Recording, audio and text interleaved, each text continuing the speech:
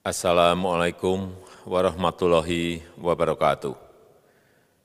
Bapak, Ibu, saudara-saudara sebangsa setanah air,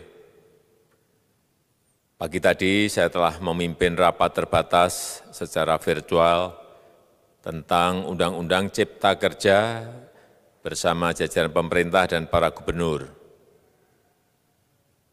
Dalam undang-undang tersebut terdapat 11 klaster yang secara umum bertujuan untuk melakukan reformasi struktural dan mempercepat transformasi ekonomi. Adapun klaster tersebut adalah urusan penyederhanaan perizinan, urusan persyaratan investasi, urusan ketenagakerjaan, urusan pengadaan lahan, urusan kemudahan berusaha, urusan dukungan riset dan inovasi, urusan administrasi pemerintahan, urusan pengenaan sanksi, urusan kemudahan pemberdayaan dan perlindungan UMKM, urusan investasi dan proyek pemerintah, serta urusan kawasan ekonomi. Namun, saya melihat adanya unjuk rasa penolakan Undang-Undang Cipta Kerja yang pada dasarnya dilatar belakangi oleh disinformasi mengenai substansi dari undang-undang ini dan hoax di media sosial. Saya ambil contoh, ada informasi yang menyebut tentang penghapusan UMP, upah minimum provinsi, UMK, upah minimum kota kabupaten, UMSP, upah minimum sektoral provinsi.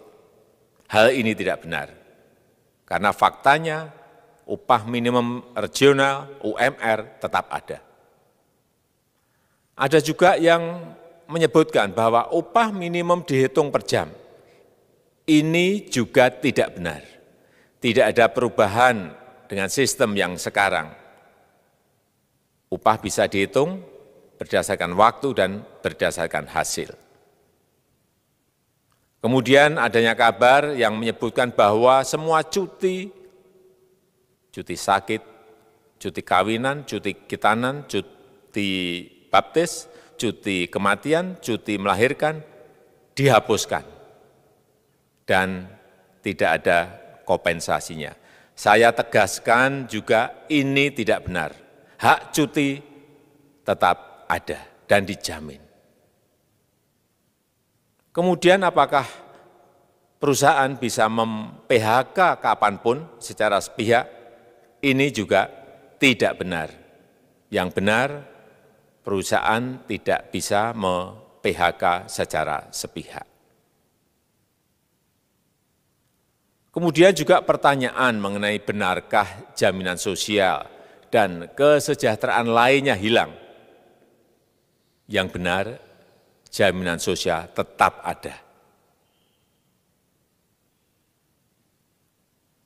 Yang juga sering diberitakan tidak benar adalah mengenai dihapusnya AMDAL, analisis mengenai dampak lingkungan. Itu juga tidak benar. AMDAL tetap ada. Bagi industri besar harus studi AMDAL yang ketat. Tetapi bagi UMKM lebih ditekankan pada pendampingan dan pengawasan.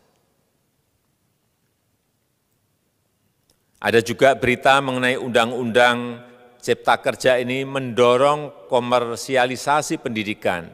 Ini juga tidak benar. Karena yang diatur hanyalah pendidikan formal di kawasan ekonomi khusus, di KEK. Sedangkan perizinan pendidikan tidak diatur di dalam Undang-Undang Cipta Kerja ini. Apalagi perizinan untuk pendidikan di pondok pesantren. Itu tidak diatur sama sekali dalam Undang-Undang Cipta Kerja ini.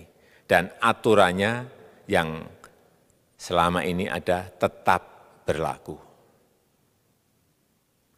Kemudian diberitakan bahwa keberadaan bank tanah.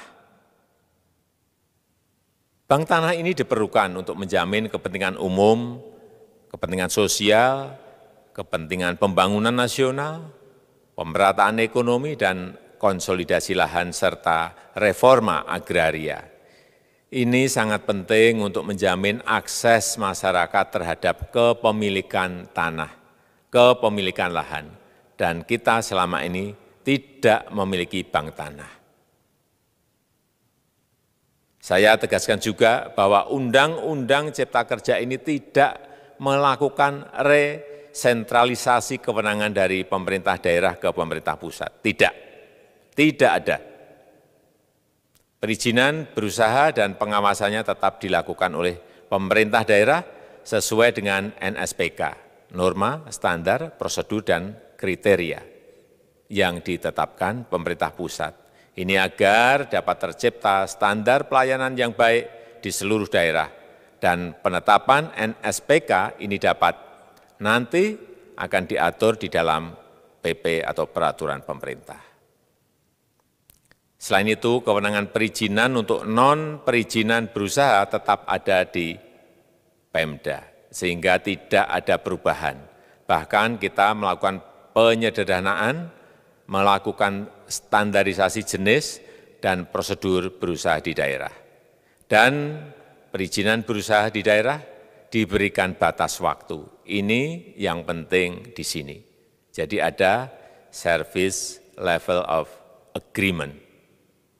Permohonan perizinan dianggap disetujui bila batas waktu telah terlewati.